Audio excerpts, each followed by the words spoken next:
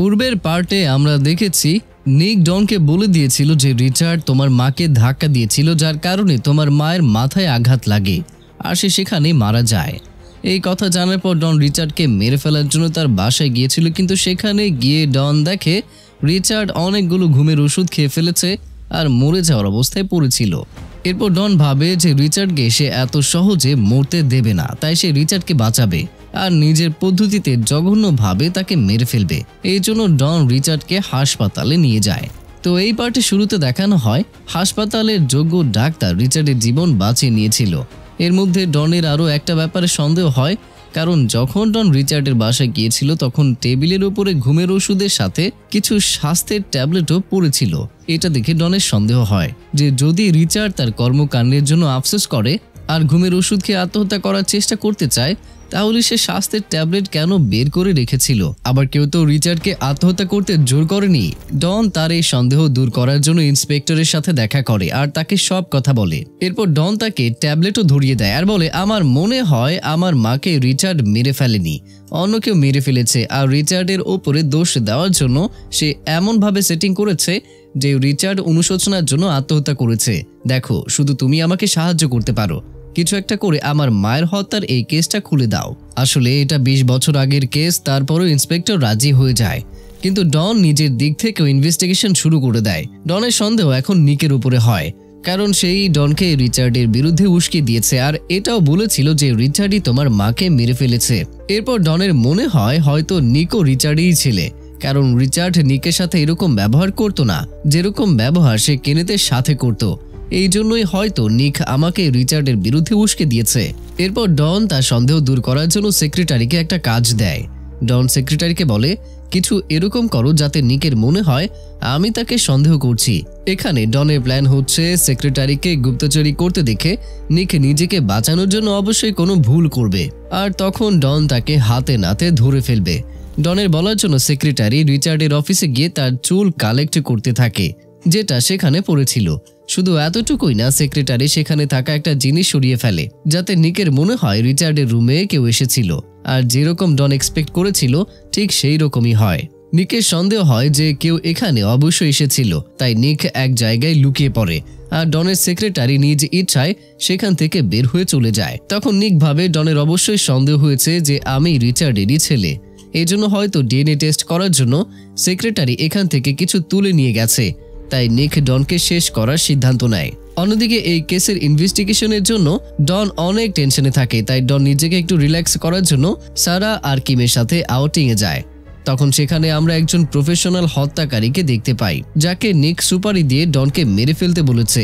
ঠিক তখনই ডনের কাছে ইন্সপেক্টরের কল আসে। ডন কল অ্যাটেন্ড করার জন্য একটু দূরে যায়, ফ্রেডও তার পেছনেই যায়। সেখানে সারা আর কিম চারটা তারা দেখে এনজয় করে।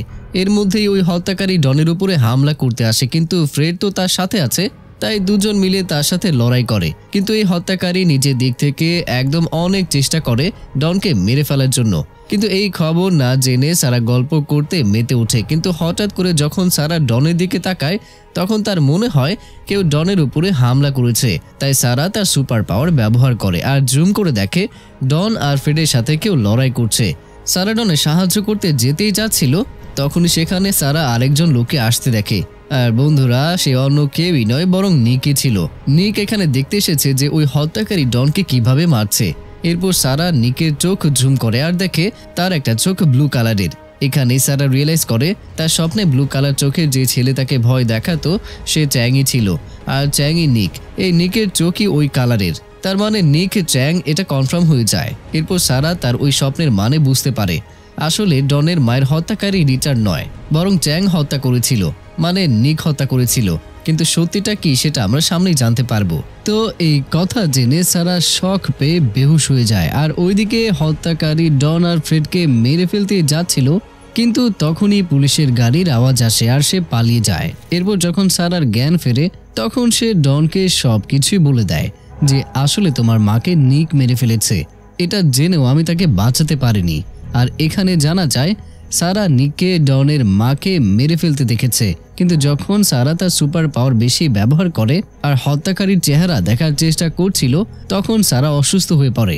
যার জন্য সারা ওই ঘটনার স্মৃতি ভুলে গিয়েছিল। তারপর ওই ঘটনা সারার স্বপ্নে প্রায়ই আসতো, কিন্তু সারা বুঝতে পারতো না যে সে এই স্বপ্ন কেন দেখছে। এই জন্য ইন্সপেক্টর সবসময় সারাকে প্রোটেক্ট করার চেষ্টা করত আর তাকে তার পাওয়ার ব্যবহার করতে বাধা দিত। এরপর সারা কান্না করে আর বলে, আমি তোমার মাকে বাঁচাতে পারতাম, কিন্তু আমি কিছু করতে পারিনি। এরপর ডন, ফ্রেড আর কিম সারাকে ওই সিক্রেট বেসমেন্টে রেস্ট করার জন্য রেখে চলে যায় আর সেখান থেকে সোজা পৌঁছে যায় নিকের বাসায়। কিন্তু নিক বাসায় ছিল না, আর না তার বিরুদ্ধে সেখানে কোনো এভিডেন্স ছিল। আর এখানে দেখে মনেই হচ্ছে সে সব এভিডেন্স মুছে ফেলেছে। এরপর ফ্রেড সিসিটিভি ফুটেজ চেক করে আর জানতে পারে নিক ডনের অফিসে গিয়েছে, আর সেখানে অনেক সময় হওয়ার পরেও সে বাইরে আসেনি। তার মানে সে অবশ্যই বেসমেন্টে গিয়েছে, যেখানে সারা রেস্ট করছে। ওইদিকে আসলে আমরা দেখতে পাই নিক বেসমেন্টে গিয়েছিল। সেখানকার সেটআপ দেখে সে অবাক হয়ে যায় আর বলে, আমাকে ধরার জন্য ডন এত বছর ধরে অপেক্ষা করছিল আর এতগুলো সিক্রেট অ্যারেঞ্জমেন্ট করে রেখেছে। এর মধ্যে নিক সারাকে দেখে ফেলে আর সারার গলা টিপতে শুরু করে দেয়। তখন সারা বলে, যদি তুমি আমাকে মেরেও ফেলো তারপরেও তুমি বাঁচতে পারবে না। সবাই জানতে পেরে গেছে যে তুমি আসলে কে। নিক এখানে নিজেকে বাঁচানোর জন্য সারাকে কিডন্যাপ করে নিয়ে যায়। এরপর নিক ডনকে কল করে বলে, যদি সারাকে জীবিত দেখতে চাও তাহলে আমার বলা জায়গায় চলে আসো, তাও আবার একা। আসলে নিক ডনকে একা ডেকে তাকে মেরে ফেলতে চায়, যাতে তার বিরুদ্ধে কোনো প্রমাণই না থাকে আর সে শান্তিতে ফরেনে গিয়ে বেঁচে থাকতে পারে। ওইদিকে ডনও নিকের বলা জায়গায় যাওয়ার জন্য বের হয়ে পড়ে। ডন যে কোনোভাবেই সারাকে বাঁচাতে চায়। সেখানে পৌঁছানোর পর জানা যায় নিক সারাকে একটা রুমে বন্ধ করে রেখেছে আর তার গলায় বোমা ফিট করে রেখেছে। নিকে দেখতে ডন তাকে খুবই মারতে থাকে, কিন্তু তখন নিক একটা রিমোট দেখায় আর নিজের মোবাইল একটা লাইভ ভিডিও দেখায়, যেটা দেখে ডন জানতে পারে সারার গলায় বম ফিট করা হয়েছে। নিক ডনকে বলে, যদি আর একবার আমার শরীরে একটা মারও পড়ে তাহলে রিমোটে এমনভাবে চাপ দিব যাতে করে সেখানে সারার চিত্র উড়ে যায়। এরপর ডন নিককে মারা বন্ধ করে দেয়। কিন্তু বন্ধুরা, এখন নিকের পালা। সে ডনকে মারতে শুরু করে দেয়। তারপর নিক ডনকে বলে সে কেন তার মাকে হত্যা করেছে। আসলে রিচার্ড যে ডনের বাবার কোম্পানিতে অনেকগুলো স্ক্যাম করেছে, এসব ব্যাপারে ডনের মা জানতে পেরেছিল। সে ডনের বাবাকে এসব বলতেই যাচ্ছিল, কিন্তু রিচার্ড তাকে থামায়। এর কারণে সে নিচে পড়ে যায় আর মাথায় আঘাত লাগার কারণে অনেক রক্ত বের হয়। আর তখনই সেখানে নিক আসে। তখন রিচার্ড নিককে বলে, যদি তুমি চাও আমি তোমাকে আমার ছেলে হিসেবে অ্যাকসেপ্ট করি তাহলে তোমাকে আমার জন্য কাজ করতে হবে। তুমি এই মহিলার বডি ডিসপোজ করে দাও, এরপর আমি তোমাকে স্পন্সর করে ইউএসএ পাঠিয়ে দেব আর তুমি খুব ভালো পড়ালেখা এবং অনেক বড় মানুষ হতে পারবে। এই কথা বলে রিচার্ড চলে গিয়েছিল। এরপর নিক দেখে ডনের মা মারা যায়নি। যদি সেই সময় নিক চাইতো তাহলে তাকে বাঁচাতে পারত, কিন্তু যদি নিক এরকম করতো তাহলে রিচার্ড তাকে স্পন্সর করতো না আর তাকে ইউএসএ পাঠাতো না। যদিও ডনের মা তার জন্য আর এতিমখানার বাচ্চাদের জন্য অনেক কিছু করেছিল, তারপরেও নিক সেই সময় একটা সেলফিশ ডিসিশন নিয়েছিল। সে শুধু তার জীবন পরিচালনা করতে চেয়েছিল, তাই সে নিজেই ডনের মাকে খুব জঘন্যভাবে মেরে ফেলে। প্রেজেন্টে আমরা দেখতে পাই নিক ডনকে এইসব কিছু বলছিল আর ভেতরে সারাকে দেখানো হয়। তো এখানে সারা যে কোনোভাবেই তার হাত পা খুলে ফেলেছিল আর নিজের সুপার পাওয়ার ইউজ করে অল্প অল্প দেখতে পায় সারা যখন উঠে চলে যেতে লাগে তখন তার পা একটা কিছুতে আটকে যায় আর সারা সেখানে পড়ে যায়, যার কারণে তার গলায় যে বম ছিল তার ক্যাপ বের হয়ে বাইরে পড়ে যায় আর এখন যে কোনো সময় সেটা ফাটতে পারে। কিন্তু সারা আয়নাতে নিজের গলায় ফিট করা বম দেখে আর নিজের সুপার পাওয়ার দিয়ে সেটা জুম করে আর সেটার তার দেখতে পায়। তার ভেতরেই সঠিক তার কেটে ফেলে আর ফাইনালি সারা বমকে ডিসপোজও করে দেয়। ওইদিকে ডন নিকের মুখে সব সত্যি শুনে ফেলেছিল আর রাগে নিককে মারতে যায়, কিন্তু তখন নিক তাকে আবারও ওই রিমোট দেখিয়ে ভয় দেখায় আর বলে, দেখো সারাকে উড়িয়ে দেব কিন্তু। এরপর নিক ডনকে মেরে ফেলতে যাচ্ছিল, তখন পেছন থেকে সারা তার মাথায় আঘাত করে। তারপর আর কি পুলিশ চলে আসে, কিন্তু তাদের কাছে কোনো প্রমাণ নেই যে নিকি ডনের মাকে হত্যা করেছিল। তখন সারা বলে প্রমাণ আছে। আসলে বেসমেন্টে যখন সারা নিককে দেখেছিল তখন সারা লুকিয়ে একটা সিক্রেট মাইক অন করেছিল। যখন নিক সারার গলা চেপে ধরেছিল তখন নিক তার পুরো হিস্ট্রি বলে দিয়েছিল যে হ্যাঁ আমি ডনের মাকে মেরে ফেলেছি আর এখন আমি তোমাকেও মারতে যাচ্ছি, আর এই দুইটা হত্যার প্রমাণ কারো কাছেই থাকবে না। কিন্তু বন্ধুরা, এখন সারার জন্য এই প্রমাণও রেডি আছে। এরপর পুলিশ নিককে অ্যারেস্ট করে নিয়ে যায় আর এভাবেই 20 বছর আগের এই পুরনো কেসটাও সলভ হয়ে যায়। ডন আর সারা একে অপরকে এরপর আই লাভ ইউ বলে আর সিন এখানেই কাট হয়ে যায়।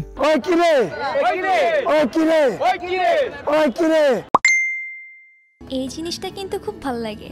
ওই যে বাংলায় একটা কথা আছে না, শেষ হয়েও হইল না শেষ। পরের দিন সব নিউজ চ্যানেলে 20 বছর আগেরই পুরনো কেস হয়ে যায় ব্রেকিং নিউজ। ডন নিজে কেনেথকে বেল পাইয়ে দেয়, কারণ রিচার্ড আর নিকের অত্যাচারের মধ্যে কেনেথের অত্যাচার কিছুই না। এরপর ডন কেনেথকে সব কিছুই বলে দেয় যে তোমার বাবা রিচার্ড আমার মাকে মেরে ফেলার জন্য সব কিছুই করেছে, আর তার প্ল্যান এক্সিকিউট করেছে নিক। নিক আসলে তোমার ভাই। এই কথা শুনে কেনেথ অবাক হয়ে যায়, কারণ সে তার বাবাকে অনেক ভালোবাসতো। কেনেথ তো বিশ্বাসই করতে পারে না যে তার বাবা এসব কিছু করেছে। তখন ডন বলে, আমি জানি তুমি তোমার বাবাকে অনেক মহান মনে করো, কিন্তু তার সত্যিটা অন্য কিছুই। তুমি আর মিডা একে অপরকে ভালোবাসতে, তাই না? তারপরে তোমাদের ব্রেকআপ হয়ে যায়। এরপর মিডা জানতে পারে যে সে প্রেগনেন্ট, আর বাচ্চার বাবা তুমি। যখনই এই কথা তার বাবা রিচার্ড জানতে পারে, তখনই সে মিডাকে অপারেশন করতে চেয়েছিল। আর জানো যে নার্স মিডার চেক আপ করতো, তাকে রিচার্ড টাকা দিয়েছিল আর বলেছিল মিডার অপারেশন করো, কিন্তু নার্সের মন মানেনি। এই জন্য সে এরকম জঘন্য কাজ করতে চায়নি। এই জন্য যখন মিডার বাচ্চার জন্ম হয়, তখন নার্স অন্য কারোর মৃত বাচ্চাকে মিডার সামনে রেখে দেয়। আর মিডার বাচ্চা মানে তোমার বাচ্চাকে এতিমখানায় রেখে এসেছিল, কিন্তু অবশেষে মিডা তার বাচ্চাকে খুঁজে বের করেছে, আর এখন দুজনেই সেফ আছে। সে তোমার বাচ্চা কেনেথ। কিন্তু কেনেথের এখানে ডনের কোনো কথায় বিশ্বাস হয় না। তখন ডন কেনেথকে তার বাচ্চার ছবি দেখায়। ছবি দেখে কেনেথের চোখে পানি চলে আসে, আর ডনকে জিজ্ঞেস করে, আমার বাবা কি আসলে এতটা নিচে নেমে গিয়েছিল যে সে আমার ছেলেকে মেরে ফেলার চেষ্টা করেছিল? ডন বলে, আরে তোমার বাবার কথা বাদ দাও, তুমি কি তোমার ছেলের সাথে দেখা করতে চাও না? পরের সিনে দেখানো হয় কেনেথ তার বাবার সাথে দেখা করার জন্য হাসপাতালে যায়। রিচার্ড বেঁচে আছে, কিন্তু সে কথা বলতে পারে না।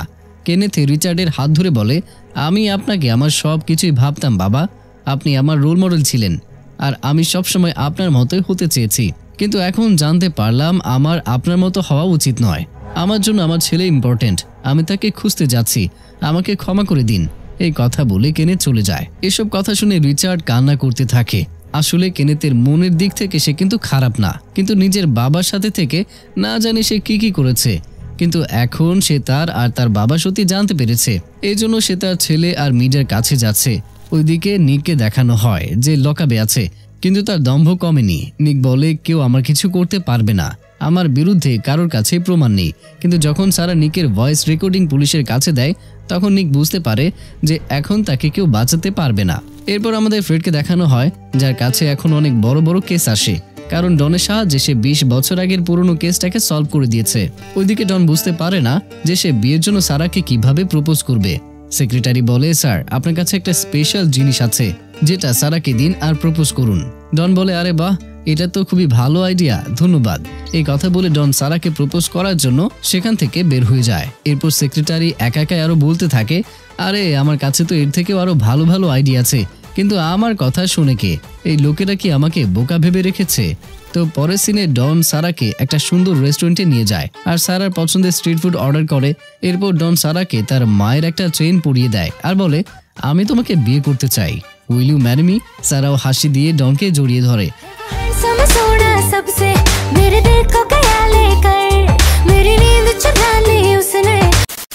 পরের দিন ডন সারাকে তার মায়ের কবরের কাছে নিয়ে যায়, আর দুজনে ইমোশনাল হয়ে যায়।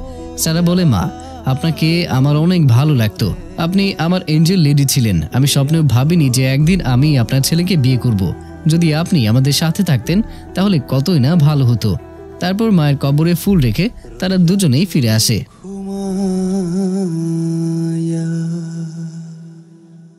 ওইদিকে ফ্রেড কিমকে একটা লম্বা ড্রাইভে নিয়ে যাওয়ার প্রমিস করেছিল, আর তার জন্য তারা একটা ভালো গাড়িও নিয়েছিল, কিন্তু সেই গাড়ি অদৃশ্য হয়ে যায়।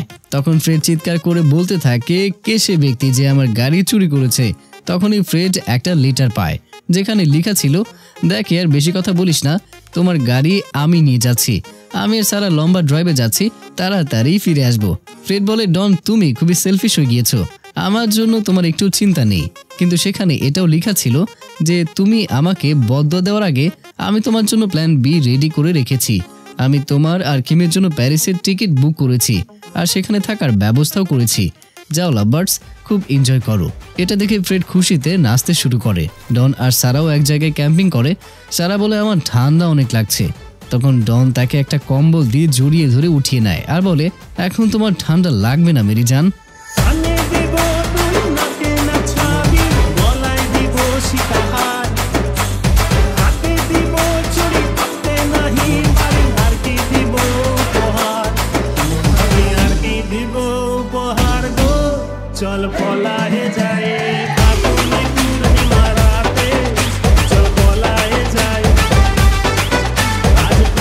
প্রিয়জনেরা, কেমন ছিল আজকের এই গল্পটি সেটা অবশ্যই কমেন্টের মাধ্যমে জানাতে ভুলবেন না।